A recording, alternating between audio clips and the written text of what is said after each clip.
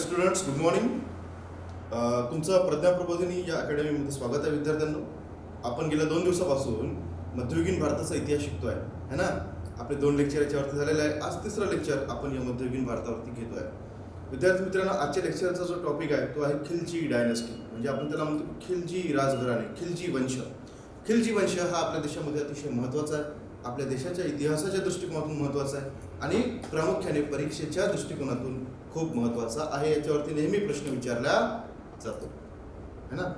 हां विद्यार्थी मित्रांनो, आज आपण बघतो आहे खिलजी डायनेस्टी. तुमच्या सगळ्यांना माहिती आहे, आतापर्यंत आपण गुलाम वंश पाहिला, स्लेव्ह डायनेस्टी पाहिली आणि आता स्लेव्ह डायनेस्टी नंतरची जी डायनेस्टी आहे मध्ययुगीन भारतामध्ये आपल्या MPSCच्या दृष्टिकोनातून खूप महत्त्वाची आहे. त्याचं नाव आहे खिलजी डायनेस्टी. कुठली डायनेस्टी? खिलजी. काल आपण काय काय पाहिलं? काल आपण पाहिलं कुतुबुद्दीन ऐबक पाहिला, त्याच्यानंतर येणारा अल्तमश पाहिला आणि अल्तमशच्या नंतरचा सर्वात महत्त्वाचा आणि वेगवेगळ्या रिफॉर्म्स आणि वेगवेगळ्या पॉलिसी राबवणारा बलबन पाहिला है ना. हां, तर ही जी स्लेव्ह डायनेस्टी आहे, या स्लेव्ह डायनेस्टीवर प्रश्न कसे विचारले जातील हे सुद्धा आपण कालच्या लेक्चरमध्ये पाहिलेलं आहे. आज आपण अल्लाउद्दीन खिलजीला घेऊन पुढे जाणार आहे, कारण अल्लाउद्दीन खिलजी हे मध्ययुगीन भारताच्या इतिहासातलं अतिशय महत्त्वाचं पर्व आहे. आणि या खिलजी डायनेस्टीची जी स्थापना आहे, हा तुम्हाला जो दिसतो आहे है ना, याचं नाव काय आहे? याचं नाव आहे बघा, मलिक फिरोज अल्लाउद्दीन खिलजी. हा खिलजी घराण्याचा संस्थापक होता. बलबनच्या काळामध्ये तो वायव्य सीमेवरचा सैनिक होता, एक सेनापती होता. आता बघा, मी तुम्हाला वारंवार सांगितलेलं आहे की ही भारताची जी वायव्य सीमा आहे, या वायव्य सीमा जी आहे ती नेहमी धगधगती राहिलेली आहे, कारण भारतावरती या काळामध्ये नेहमी आक्रमण या भागातून व्हायचे आणि त्यामुळे या भागामध्ये जर कोणाला अपॉइंट केलं तर त्याला खूप मोठा आयुष्यभराचा अनुभव येऊन जायचा. ठीक आहे. तर हा जो खिलजी होता, हा खिलजी बलबनच्या काळामध्ये वायव्य सीमेवरचा एक अतिशय महत्त्वाचा रक्षक होता आणि त्यांनी या खिलजी डायनेस्टीची स्थापना 1290 मध्ये केली. ठीक आहे. हां, तर याचा फोटो तुम्ही पाहू शकता बघा. त्याच्यानंतर तुम्हाला जो फोटो दिसतो आहे तो आहे अल्लाउद्दीन खिलजीचा. आत्ताच एक नवीन मूवी आला होता पद्मावत नावाचा, ज्या मूवीमध्ये या हिरोने अल्लाउद्दीन खिलजीची भूमिका केलेली आहे, पण त्याचा हा ओरिजिनल फोटो आहे त्या काळातल्या चित्रकारांनी काढलेला. ठीक आहे, तुम्ही बघू शकता. आता तुम्ही पाहू शकता की ही जी मुलगी आहे ती पद्मावती आहे है ना, राजपूत. तुमच्या सगळ्यांना माहिती आहे की तिने जोहर केला होता. अल्लाउद्दीन खिलजीने त्या चित्तोडवर आक्रमण केलं होतं आणि चित्तोडवर आक्रमण केल्यानंतर तिने अल्लाउद्दीन खिलजीच्या ताब्यात जाऊ नये म्हणून जोहार केला होता. हा फोटो पहा विद्यार्थ्यांना, हा अतिशय महत्त्वाचा आहे. बरोबर. या मॅपचा अर्थ काय आहे? जेव्हा तुम्ही आपल्या देशाचा इतिहास शिकता आणि त्यातही प्राचीन आणि मध्ययुगीन भारताचा इतिहास शिकता, तेव्हा त्या इतिहासामध्ये मॅपला खूप महत्त्व आहे. मॉडर्न इंडियामध्ये मॅपला तेवढं काही महत्त्व नाही.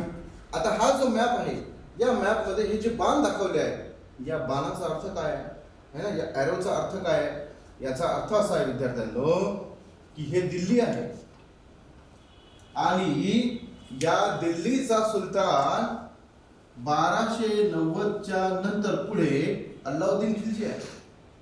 आणि अल्लाउद्दीन खिलजी हा पहिला असा सुलतान होता की ज्याने दक्षिणेकडे सर्वदूर आक्रमण केली आहे.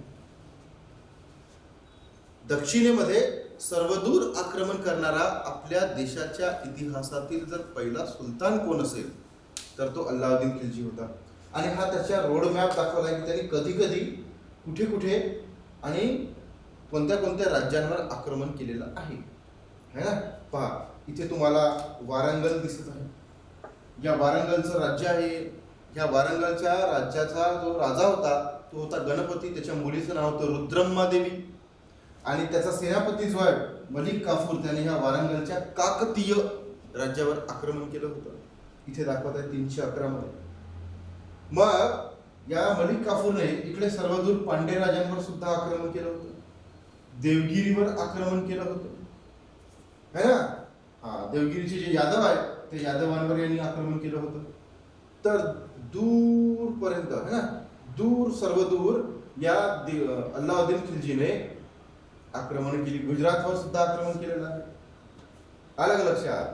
हा, म्हणजे सांगायचं तात्पर्य काय, तुम्हाला यातून एक लक्षात ठेवायचं आहे की अल्लाउद्दीन खिलजी एकमेव असा राजा होता की ज्याने आपल्या देशात सर्वदूर दक्षिण भारतामध्ये आक्रमण केली, अमाप संपत्ती लुटली, अमाप.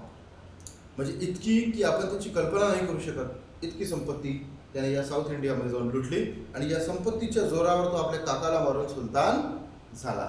ठीक आहे. हा मॅपमधून आपल्याला एवढंच काही शिकायचं आहे. ठीक आहे. आता आपण पुढे जाऊया.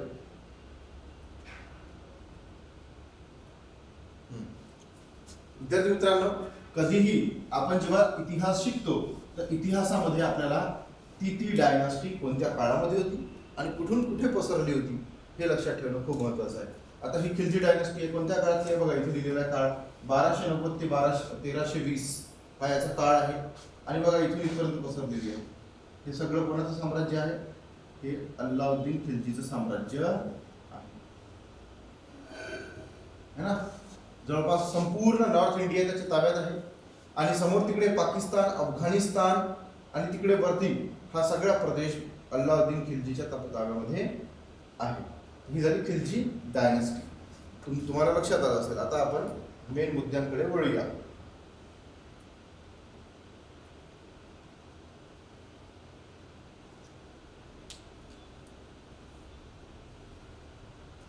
ठीक आहे. चला, खिलजी घराण्याची स्थापना जलालुद्दीन खिलजी नावाच्या एका व्यक्तीने केली. त्याचं मूळ नाव काय होतं? त्याचं मूळ नाव होतं मलिक फिरोज अल्लाउद्दीन खिलजी. आलं का लक्षात? खिलजी घराण्याचा संस्थापक कोण? बघा, जलालुद्दीन खिलजी. खिलजी घराण्याचा संस्थापक कोण? जलालुद्दीन खिलजी. बलबनच्या काळामध्ये तो वायव्य सीमेवर सैनिक होता. आलं का लक्षात? आणि हा जेव्हा राजा होता तर तो लिबरल राजा म्हणून ओळखला जायचा. कोणता? लिबरल राजा का बरं म्हणून ओळखला जायचा?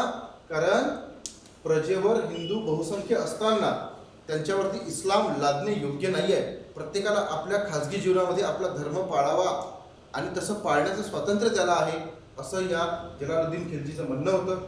आलं का लक्षात? आणि असं म्हणणारा तो पहिला सुलतान होता की कोणालाही जबरदस्तीने सुलतान इस्लाम करायचं नाही. तर या जलालुद्दीन खिलजीचा है ना, हा जो जलालुद्दीन खिलजी आहे, या जलालुद्दीन खिलजीचा खून त्याचा पुतण्या आणि त्याचा जावई, पुतण्या आणि जावई दोन्ही असलेल्या अल्लाउद्दीन खिलजीने केला. तुम्ही तो सीन पाहिला असेल की साऊथ इंडियावर स्वारी केल्यानंतर अल्लाउद्दीन खिलजी मोठे पैसे घेऊन कुठे येतो? नॉर्थ इंडियामध्ये येतो. नॉर्थ इंडियामध्ये आल्यानंतर त्याचा काका जो आहे जलालुद्दीन खिलजी हा त्याला भेटायला येतो आणि त्याला धोक्याने कोण मारतो? अल्लाउद्दीन खिलजी त्याला धोक्याने मारतो आणि त्या पैशाच्या जोरावर तो काय बनतो? सुलतान बनतो. इथपर्यंतचा हा सगळा प्रकार आहे. आता आपण शिफ्ट होऊया अल्लाउद्दीन खिलजीवरती, कारण त्याच्यावरती सगळ्यात जास्त प्रश्न आपल्याला परीक्षेमध्ये विचारल्या जातात. चला, अल्लाउद्दीन खिलजी.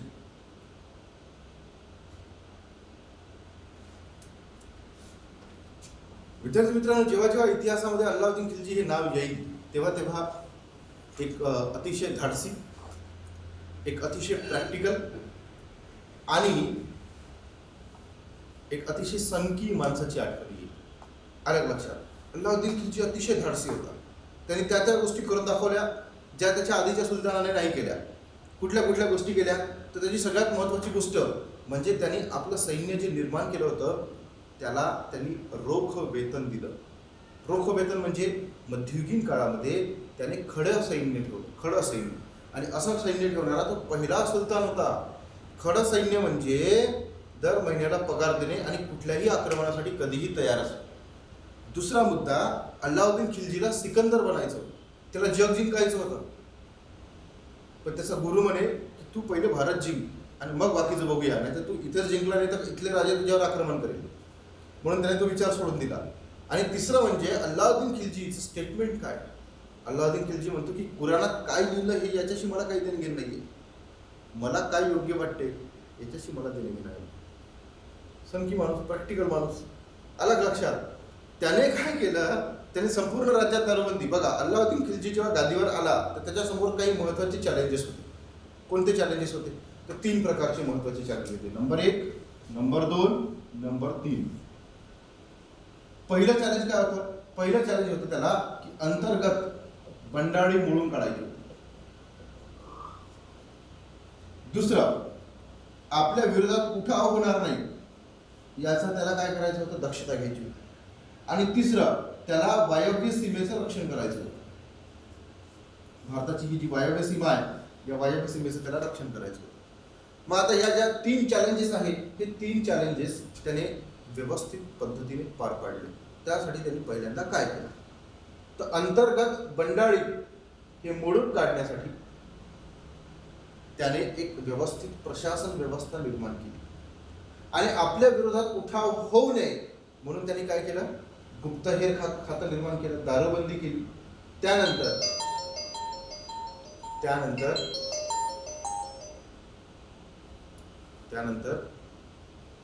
त्या अल्लाउद्दीन खिलजीचे जे आमिर होते, आमिर म्हणजे सरदार, तर ह्या आमिरांमध्ये लग्न व्हायचे आणि मग काय करायचे हे सगळे आमिर एकत्र होऊन राज्याच्या विरोधात उठाव करायचे.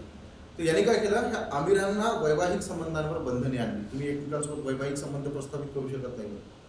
दारूवर बंदी आणली. अख्ख्या राज्यात दारू विकता येत नव्हती, फक्त त्याच्या महालामध्ये दारूचा पूर वाहत होता. अलग लक्षात. आणि आपल्या विरोधकांवर लक्ष ठेवण्यासाठी गुप्तहेर खातं निर्माण केलं. म्हणजे जबरदस्त आहे ना. म्हणजे राज्याची संपूर्ण पकड राज्यावर असली पाहिजे यासाठी त्यांनी पूर्ण प्रयत्न केले. आणि वायव्य जी दिशा आहे ही वायव्य दिशा मजबूत करण्यासाठी त्याने तिथे अनेक किल्ले बांधले. त्याचा जो सरदार होता जाफर खान, हा जाफर खान सारख्या अतिशय अनुभवी व्यक्तीला त्याने तिथे उभं केलं.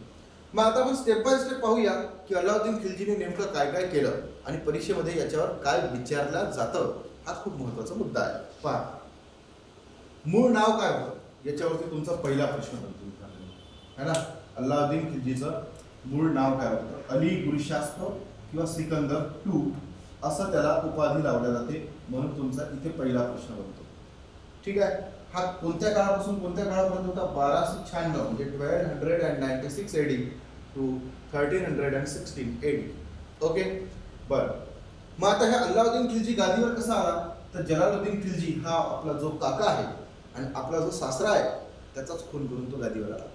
आणि या मध्ययुगीन भारताच्या इतिहासामध्ये तुम्हाला हे प्रकार भरपूर दिसतील, कारण या राजांमध्ये कुठल्याही प्रकारचं एक फिक्स असं एक धोरण नव्हतं की यानंतर हा गादीवर येईल. जसं हिंदू राजांमध्ये होतं. मुसलमानांमध्ये काय होतं की तुम्ही तुमची शक्ती दाखवा आणि तुम्ही राज्य करा. ठीक आहे. बघा, याने देवगिरीवर आक्रमण करून बरीच संपत्ती लुटून नेली. हा पहिला सुलतान होता, मुस्लिम राज्यकर्ता होता की ज्याने दक्षिण भारतावर स्वारी केली. ही गोष्ट तुम्ही तुमच्या अंतःकरणामध्ये कोरून ठेवा. याने देवगिरीवर आक्रमण केलं. देवगिरीवर आक्रमण का बरं केलं? कारण देवगिरीवर जर आक्रमण केलं तर दक्षिण भारतावर नियंत्रण प्रस्थापित करता येईल, म्हणून याने काय केलं देवगिरीवर आक्रमण केलं. देवगिरीचा किल्ला अजिंक्य आहे, जो आजपर्यंत कोणी जिंकू शकला नाही. अल्लाउद्दीन खिलजीच्या ताब्यात कसा आला तर धान्याच्या पोत्या ज्या होते ज्याच्यामध्ये किल्ल्यात भरून ठेवल्या जायचे आणि किल्ला वर्ष लढवल्या जायचा, त्याने धान्याच्या पोत्याच्या जागी कोणीतरी फितोरी केली आणि त्या धान्याच्या जागी काय केलं? धान्याच्या जागी पोत्यांमध्ये मीठ भरलं. मीठ. मला सांगा का किल्ला कसा जगणार? मग किल्ल्यातली लोक कशी जगणार? शरण आली है ना. राजा रामचंद्र यादव शरण आला आणि रामचंद्र यादवने त्याला इतकी संपत्ती दिली का अल्लाउद्दीन खिलजीने तेवढी संपत्ती आजपर्यंत पाहिली नव्हती आणि स्वतःची एक मुलगी सुद्धा दिली. अलग लक्षात. हा, याने आपल्या राज्यामध्ये दारूबंदी घातली. त्याने गुप्तहेर खातं निर्माण केलं होतं. आणि मलिक काफूर हा अल्लाउद्दीन खिलजीचा एक सेनापती होता. काय होता? सेनापती होता. याने 2 वेळा दक्षिण भारतावर आक्रमण केलं होतं. मलिक काफूरला घेतला कुठून? बघा, मलिक काफूर हा गुलाम होता. जेव्हा अल्लाउद्दीन खिलजीने गुजरातवर आक्रमण केलं होतं तर त्या गुजरातच्या बाजारामध्ये त्याला तो 6 फूट उंचीचा हिजडा दिसला. मलिक काफूर कोण होता? हिजडा. आणि मलिक काफूरला पैसे देऊन त्याने विकत घेतलं आणि या मलिक काफूरने अल्लाउद्दीन खिलजीला संपूर्ण भारत जिंकून देण्यासाठी मदत केली. ठीक आहे, लक्षात ठेवा. हा, आता पुढचा मुद्दा.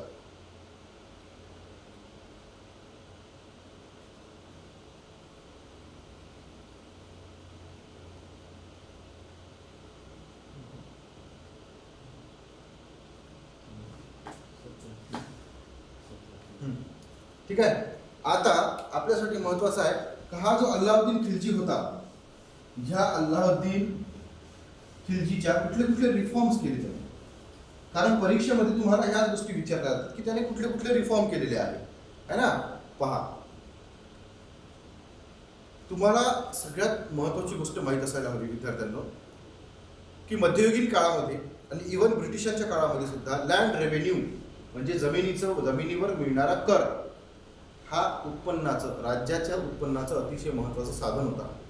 तर हा पहिला सुलतान होता, बघा इथे लिहिलेला आहे, फर्स्ट सुलतान, पहिला सुलतान. काय की ज्याने जमिनीचं मोजमाप करून त्याने जमिनीवरती कर लावला होता, है ना. मग त्याने सांगितलं नाही का इथून इथपर्यंत एवढी शेती आहे ते एवढा कर, असं नाही. त्यांनी काटेकोर पद्धतीने जमिनीचं मोजमाप केलं आणि त्यावर त्याने कर लावलेला होता. म्हणून अल्लाउद्दीन खिलजी हा पहिल्यांदा जमिनीचं मोजमाप करून कर लावणारा सुलतान ठरतो. दुसरं पहा, त्याने बाजाराच्या किमती नियंत्रित करण्याचे धोरण अवलंबले होते. आता बाजाराच्या किमती नियंत्रित करण्याचे धोरण अवलंबले म्हणजे काय, नेमका काय प्रकरण आहे हे समजून घेणं महत्वाचं आहे. इथे तुमचा पहिला प्रश्न बनतो, इथे तुमचा दुसरा प्रश्न बनतो. म्हणजे काय बघा, त्याच्या काळामध्ये बर्नी नावाचा इतिहासकार होता. कोणता? बर्नी. आपल्याला बर्नी कोणती माहिती आहे? लोणच्याची भरणी माहिती आहे, पण बर्नी इतिहासकार माहिती आहे का? नाही. लक्षात ठेवा, त्याच्या काळामध्ये बर्नी नावाचा इतिहासकार होता आणि त्याने लिहून ठेवला आहे कोणत्या ग्रंथामध्ये? तारीख ए फिरोजशाही. इथे तुमचा तिसरा प्रश्न बनतो. तारीख ए फिरोजशाही मध्ये लिहून ठेवला आहे, काय लिहून ठेवला आहे? की याने मूल्य नियंत्रण प्रणाली लावली.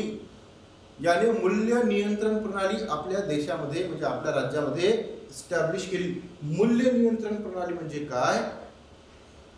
तर बघा, त्या काळामध्ये राजाचं जे उत्पन्न होतं ते मर्यादित होतं, पण अल्लाउद्दीन खिलजीने खडं सैन्य ठेवलं होतं. खडं सैन्य म्हणजे कधीही त्याला आक्रमण करता येईल कुठे पण, आणि या सैन्याला वेतन देणं हे म्हणजे राज्याच्या तिजोरीवरचा मोठा खर्च होता. मग आता मुद्दा काय होता की त्या काळामध्ये सैन्याचं वेतन फारच कमी होतं. मग अल्लाउद्दीन खिलजीने त्याच्यावर मार्ग काढला. त्याने काय केलं की त्यांच्यासाठी एक स्पेशल बाजार काढले.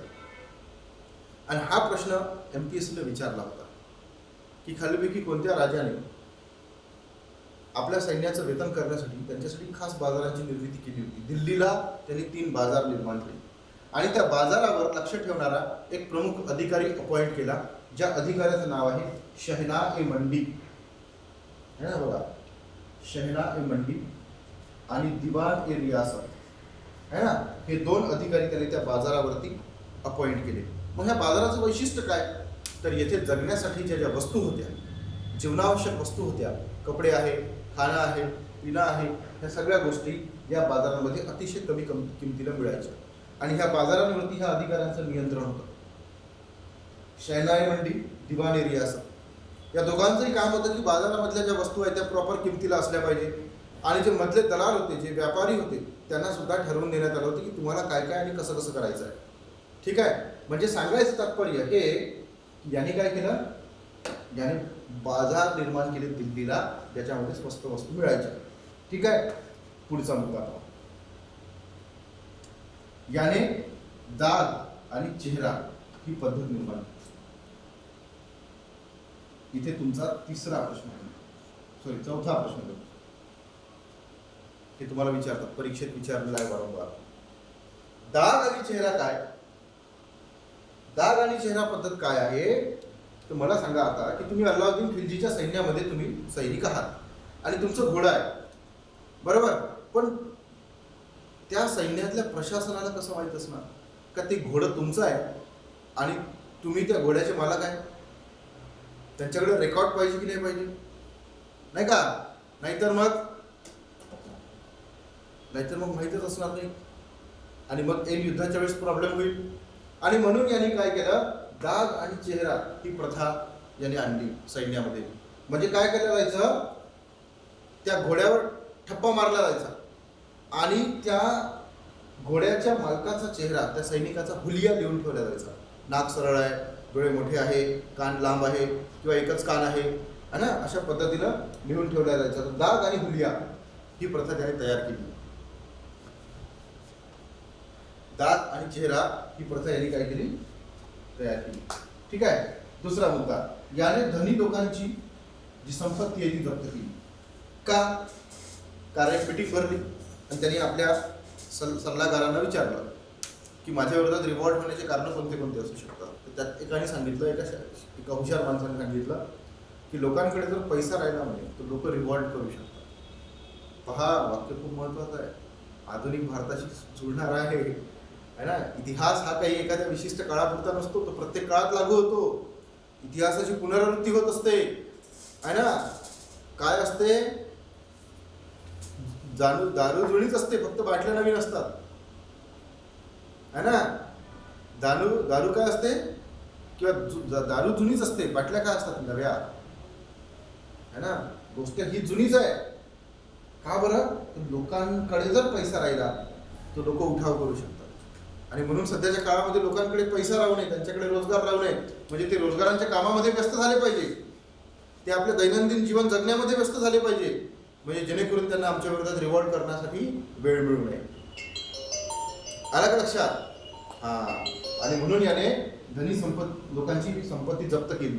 दुसरं, जे अमीर म्हणजे सरदार मोठे मोठे, है ना, या मोठ्या मोठ्या अमीरांचे एकमेकांसोबतचे वैवाहिक संबंध जे आहेत त्याच्यावर यांनी प्रतिबंध लावले. ठीक आहे.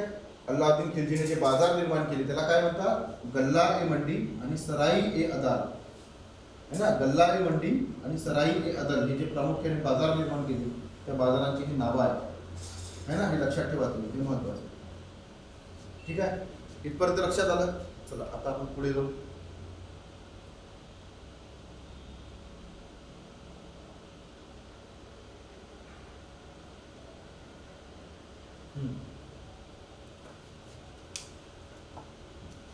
तुमच्यापैकी बऱ्याच लोकांनी कुतुब मिनार पाहिला असेल, आणि नसल पाहिला तर आता पाहून दिल्लीला जायची गरज नाही.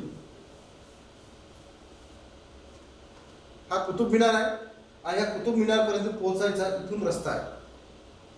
तर हे जे इन्फ्रास्ट्रक्चर तुम्हाला दिसत आहे याला म्हणतात अलाई दरवाजा. काय म्हणतात? अलाई दरवाजा. म्हणजे इथून तुम्ही कुतुब मिनार पाहायला जाऊ शकता. तर हा जो अलाई दरवाजा आहे हा बांधणारा जो व्यक्ती होता तो होता अल्लाउद्दीन खिलजी. म्हणजे आपल्याला लक्षात काय ठेवायचं आहे की अलाई दरवाजा नामक जी वास्तू आहे ती कोणी बांधली आहे? अल्लाउद्दीन खिलजीने बांधलेली आहे, जी कुतुब मिनारचं प्रवेशद्वार आहे. आणि याच्यावरती तुम्हाला परीक्षेमध्ये प्रश्न विचारला जातो. बघा, अलाई दरवाजा बांधला कुतुब मिनार जवळ, की कुतुब मिनारचं काय आहे? प्रवेशद्वार आहे.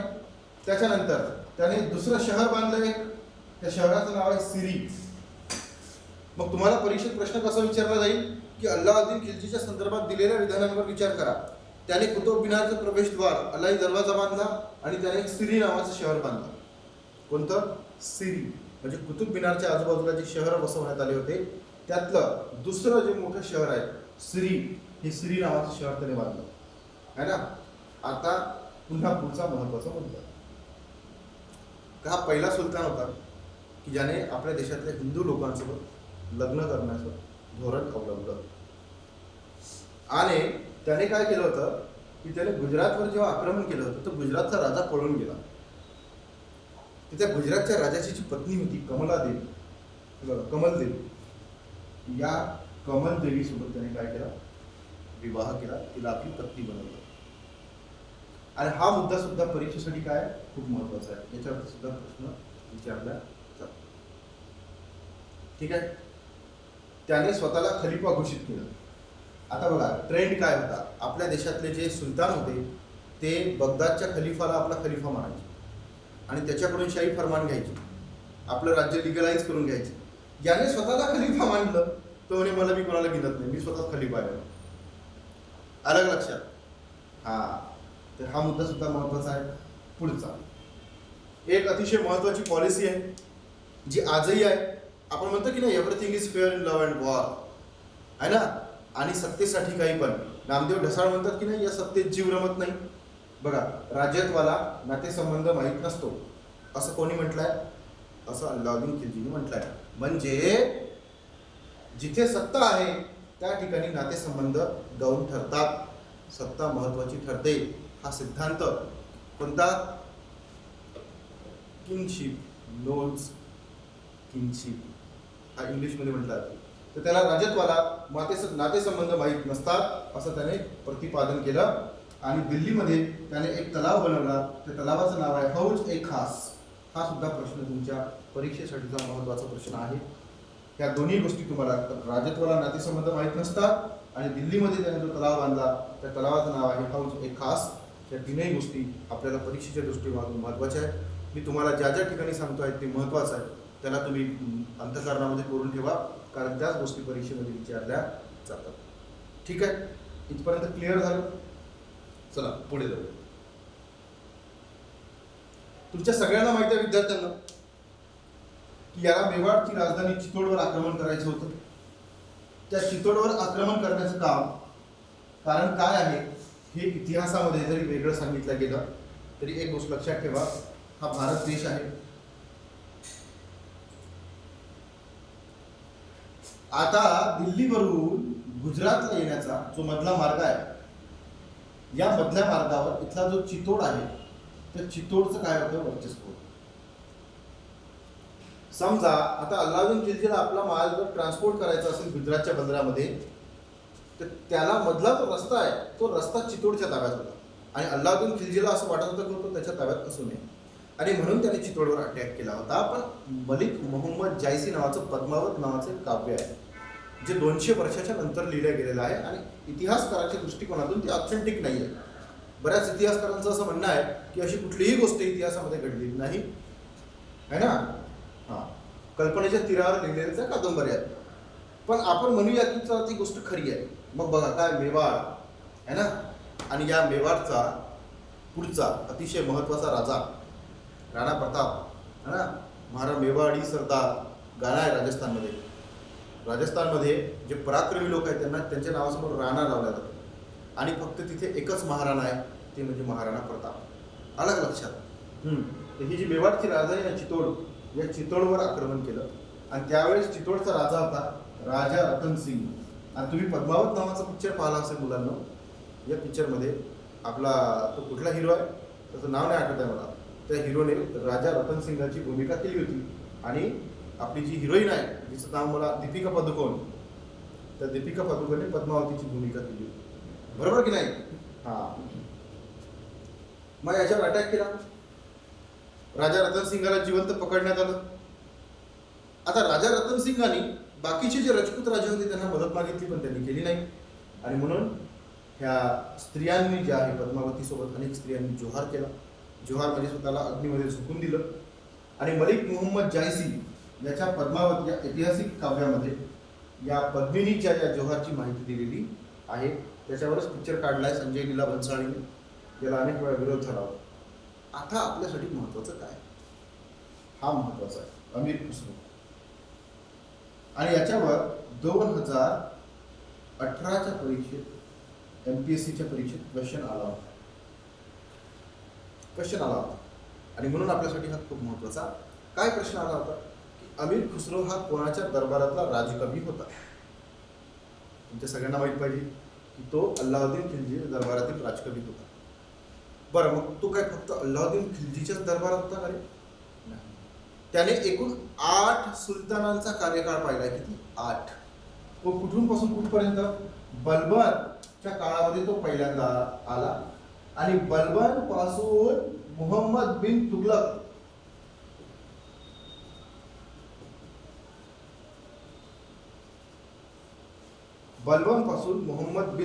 पर्यंत हा प्रत्येक राजाच्या दरबारात होता. एकूण 8 सुलतानांचा कार्यकाळ पाहिला. किती? 8 सुलतानांचा. कोणी? अमीर खुसरो. अमीर खुसरो होता कोण? तुम्हाला उर्दू लँग्वेज माहिती असेल.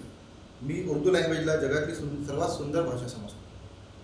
मुहब्बत, लफ्ज है ना, अल्फाज, किती सुंदर शब्द आहे. ही उर्दू भाषेचा जनक कोण आहे? अमीर खुसरो. कोण आहे? अमीर खुसरो. याचा जन्म उत्तर प्रदेशमध्ये बदायूं नावाच्या शहरामध्ये झाला. कोणत्या शहरात? बदायूं. आणि याने 8 सुलतानांचं शासन पाहिलं. याला भारताचा पोपट म्हणतात. त्याने उर्दू भाषेचा शोध लावला. हे बघा, उर्दू भाषेचा संशोधक समजला. आणि सितार आणि तबला हे 2 वाद्य त्यांनी निर्माण केली. सितार आणि तबला ही 2 वाद्य त्यांनी निर्माण केली. आणि बैजू बावरा, हां हे तर ठीक आहे. सितार आणि तबला ह्या 2 गोष्टी लक्षात ठेवा. कोणी निर्माण केल्या? अमीर खुसरोने निर्माण केल्या. पुन्हा अल्लाउद्दीन खिलजीच्या दरबारामध्ये बैजू बावरा हा संगीत तज्ञ राहायचा. हा सुद्धा प्रश्न तुम्हाला परीक्षेमध्ये विचारला जातो. कळलं का? बैजू बावरा आणि अमीर खुसरो हे 2 लोक अल्लाउद्दीन खिलजीच्या दरबारामध्ये होते आणि याच्यावरती तुम्हाला प्रश्न बनतो. ठीक आहे. एवढ्या गोष्टी आपल्याला परीक्षेच्या दृष्टिकोनातून फास्ट ट्रॅकमध्ये महत्त्वाच्या आहेत. बघा, हे दोघे सुंदर जे लोक दिसत आहे तुम्हाला, तर हा कोण आहे? हा रतन सिंग आहे आणि ती पद्मिनी आहे. ठीक आहे. विद्यार्थी मित्रांनो, तुम्ही पिक्चर ऐकला असेल, लैला मजनू नावाचा एक पिक्चर आला होता आणि ती ओरिजिनल स्टोरी आहे लैला मजनू. ठीक आहे. तर हे लैला मजनू हा बॉलिवूड मधला प्रसिद्ध पिक्चर होता. तर हे लैला मजनू नावाचं जे साहित्य आहे ते अमीर खुसरोने तयार केलं. कोणी तयार केलं? अमीर खुसरो. बघा, लैला मजनू हे साहित्य कोणी तयार केलं? अमीर खुसरोने निर्माण केलं आणि तुगलक नावाचा ग्रंथ अमीर खुसरोने लिहिला. मग तुम्हाला परीक्षेमध्ये प्रश्न कसा विचारला जाईल की अमीर खुसरोच्या संदर्भात दिलेल्या विधानांवर विचार करा. अमीर खुसरोने लैला मजनू हे साहित्य लिहिलं, त्याने तुगलक नावाचा ग्रंथ लिहिला, त्याने सितार आणि तबला वाद्याचा आविष्कार केला आणि त्याने एकूण 8 सुलतानांचा कार्यकाळ पाहिला. दिलेल्या विधानांपैकी कोणती विधाने योग्य आहे असा प्रश्न तुम्हाला परीक्षेमध्ये विचारला जाऊ शकतो. ठीक आहे. हा, आता अल्लाउद्दीन खिलजीच्या संदर्भातल्या काही महत्त्वाच्या गोष्टी याच्यावरती तुम्हाला परीक्षेत प्रश्न बनतो. तुम्हाला परीक्षेमध्ये विचारला जाईल की अल्लाउद्दीन खिलजीने दक्षिण भारतामध्ये एकूण किती राज्यांवर आक्रमणे केली, आणि तुम्हाला माहित पाहिजे की त्याने एकूण किती राज्यांवर आक्रमण केली. बघा, पहिला यादव, कोणते? देवगिरीचे यादव. नंतर तेलंगणाचे काकतीय म्हणजे वारंगलचे काकतीय. द्वार समुद्राचे होयसळ. होयसळ ही साऊथ इंडियामधली एक महत्वाची रिजनल पॉवर होती. आणि पांड्य, सर्वदूर दक्षिणेतलं तामिळनाडूमधलं पांड्य राज्य. या 4 राज्यांवर अल्लाउद्दीन खिलजीने आक्रमण केली आणि त्यांच्याकडून मॅक्सिमम म्हणजे जितकी लुटता येईल त्यांना तितकं संपत्ती त्याने लुटली. या काकतीय राजांकडून त्याने कोहिनूर हिरा सुद्धा घेतला. कोणता हिरा? कोहिनूर. कोणत्या राजाकडून? तेलंगणाच्या काकतीय राजाकडून. ठीक आहे. बघा, हे बघा, कोहिनूर हिरा वारंगलचा शासक प्रतापरुद्रदेव याच्याकडून मलिक काफूरला मिळाला. समजलं? हा, त्याच्यामुळे हा मुद्दा परीक्षेसाठी महत्वाचा आहे. ठीक आहे. त्याच्यानंतर पुढचा मुद्दा,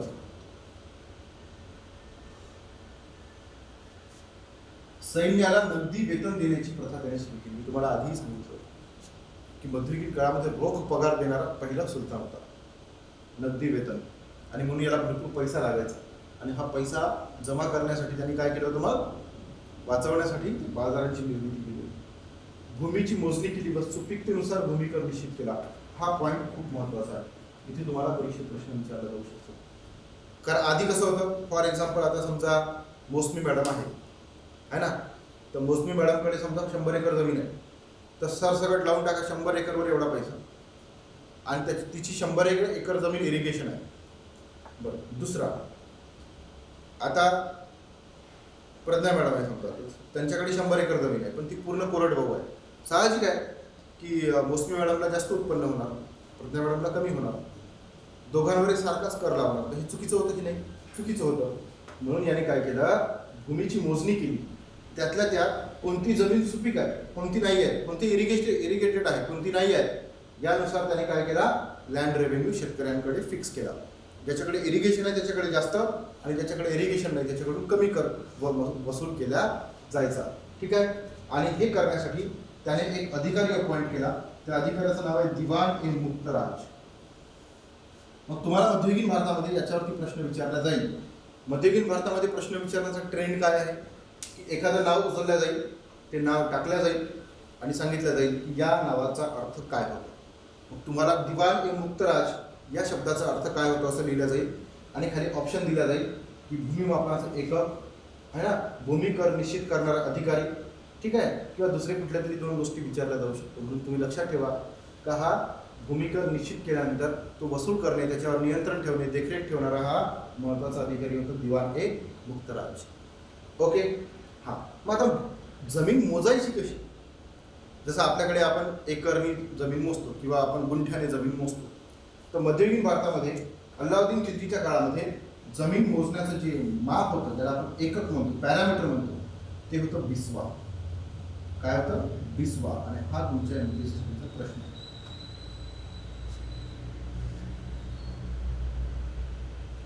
आलं का लक्षात? जर तुम्हाला परीक्षेत विचारलं की बिस्वा काय आहे, है ना, एक प्रकारचा कर आहे, राजाचा कर आहे, आलं का लक्षात? किंवा एखादी आर्थिक पॉलिसी आहे, असं नाही आहे.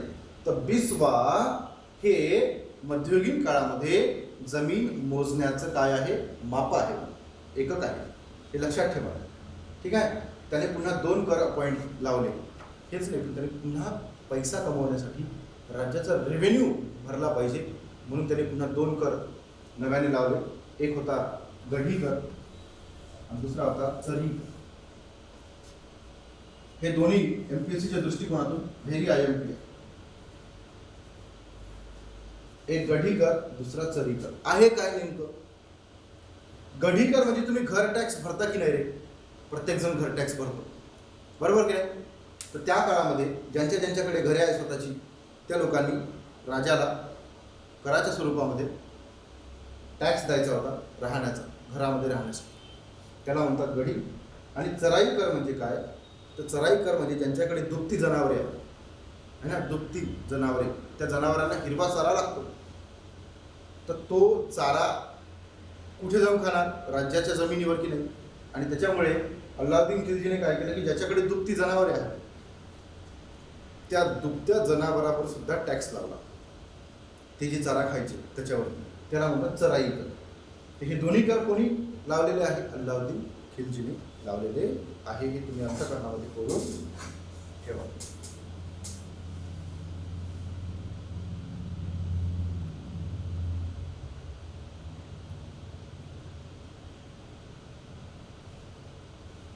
ठीक आहे.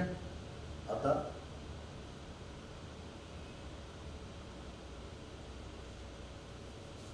अल्लाउद्दीन खिलजीच्या संदर्भात आपलं इथे अल्लाउद्दीन खिलजी संपतं. आपण याच्यामध्ये काय काय पाहिलं विद्यार्थ्यांना?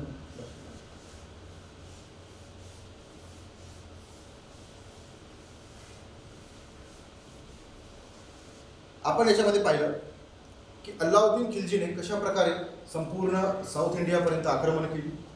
त्याच्यानंतर अल्लाउद्दीन खिलजीने काय काय महत्त्वाच्या रिफॉर्म्स केले, हे सगळं आपण पाहिलं, बरोबर है ना. इकडे गुजरातला त्याने आक्रमण केलं, इकडे द्वार समुद्राच्या होयसळवर केलं, इकडे पांड्य राजांवर आक्रमण केलं, वारंगलला आक्रमण केलं. ह्या 4 महत्त्वाच्या ठिकाणी त्यांनी आक्रमण केले. त्या देवगिरीवर आक्रमण केलं. ठीक आहे. आता त्याच्यानंतर त्यांनी चित्तोडवर सुद्धा आक्रमण केलं बघा. 1303 मध्ये चित्तोडवर आक्रमण केलं. ठीक आहे. वारंगलवर 1311 मध्ये आक्रमण केलं होतं. ठीक आहे. द्वार समुद्रावर 1311 ला आक्रमण केलं होतं. गुजरातला 1299 ला आक्रमण केलं होतं. आलं का लक्षात? आणि 1311 मध्ये तो तिकडे खाली कुठे गेला होता? पांड्य राजांकडे गेला होता. ठीक आहे. ह्या गोष्टी तुम्हाला माहित पाहिजे. अल्लाउद्दीन खिलजीने काय काय केले हे आपण पाहिलं. त्याने नवीन टॅक्स सिस्टीम लागू केली, है ना, गढी कर, चराई कर लागू केले. जमीन मापनाच्या नवीन पद्धती इंट्रोड्यूस केल्या. सुपीकतेनुसार जमिनीची काय केली? त्यांनी वर्गवारी केली, बरोबर की नाही. त्याने आपल्या देशामध्ये गुप्तहेर खातं निर्माण केलं. हे सगळ्यात महत्त्वाचं आहे. गुप्तहेर खातं निर्माण करणारा तो पहिला सुलतान होता, बरोबर. त्याच्या आधी बलबनने केलं होतं, पण अतिशय आधुनिक पद्धतीचं खातं त्याने तयार केलं. त्याच्यानंतर अल्लाउद्दीन खिलजीने या वायव्य सीमेवरती व्यवस्थित बंदोबस्त केला. आणि ह्या वायव्य सीमा जी आहे भारताची, ही या वायव्य सीमेवर त्याने जाफर खान नावाचा आपला अतिशय पराक्रमी सेनापती त्याने तिथे ठेवला, जाफर खान.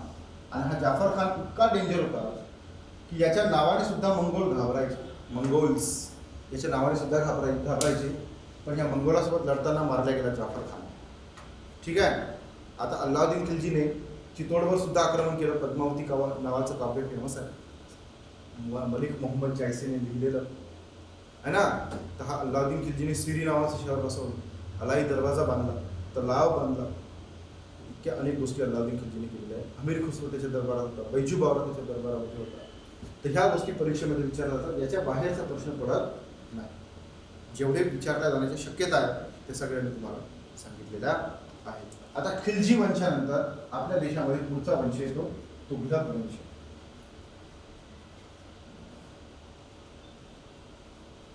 कोणता वंश येतो? तुघलक वंश खिलजी नंतर आपल्या देशामध्ये येतो.